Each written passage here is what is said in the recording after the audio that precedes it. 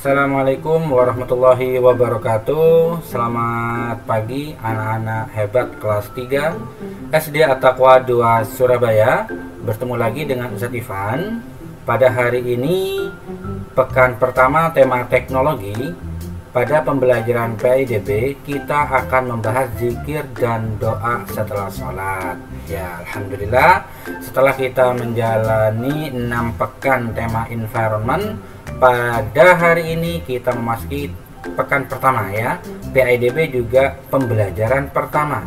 Nah, kali ini kita akan belajar zikir ya dan doa setelah sholat. Ustadz yakin zikir dan doa ini bukanlah menjadi sesuatu yang asing bagi kalian. Ustadz juga yakin bahwa setiap hari kalian tidak terlepas dari zikir dan doa setelah sholat.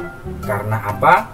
Karena Ustadz yakin anak-anak kelas 3 SDIT At-Taqwa 2 Surabaya adalah anak-anak yang solih-solihah, selalu menjalankan perintah Allah dan Rasulnya, tak terkecuali sholat dan zikir beserta doa setelahnya.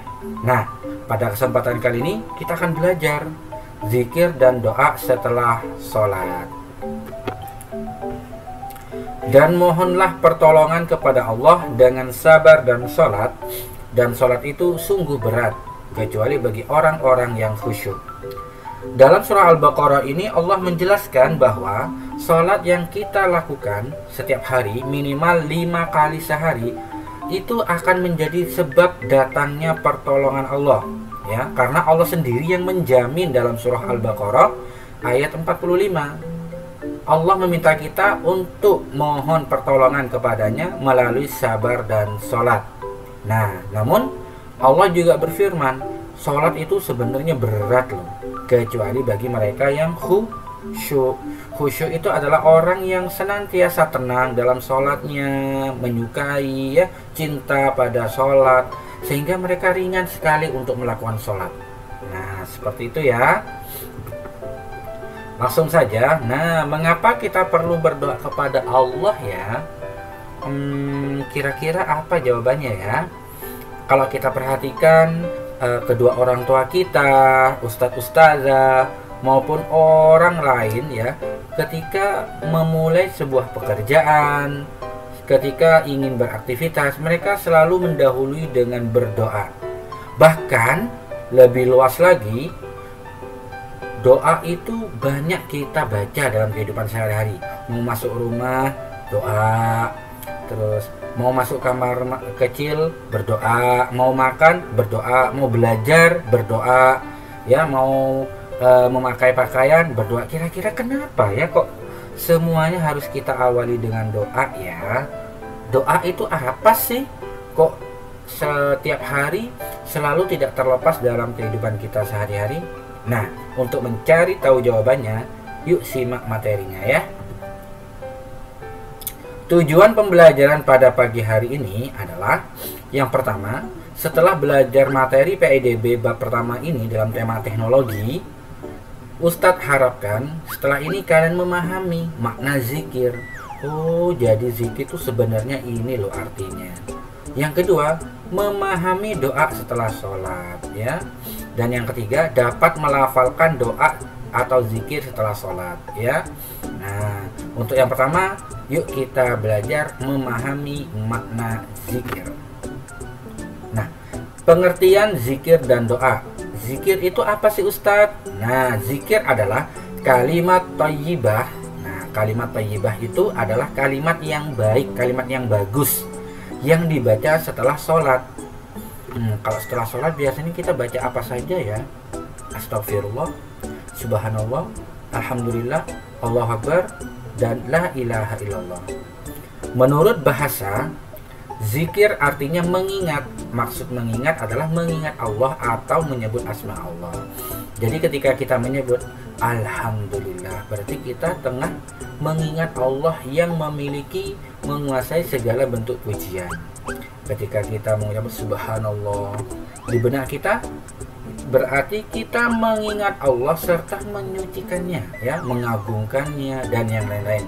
Ingat, pengertian zikir adalah mengingat ya. Arti kata zikir adalah mengingat ya. Adapun prakteknya yaitu membaca kalimat thayyibah. Fazkuruni azkurkum washkuruli wala takfurun. Maka ingatlah kepadaku, aku pun akan ingat kepadamu. Bersyukurlah kepadaku dan janganlah kamu ingkar kepadaku. Nah, jadi ketika kita mengingat Allah, Allah akan mengingat kita.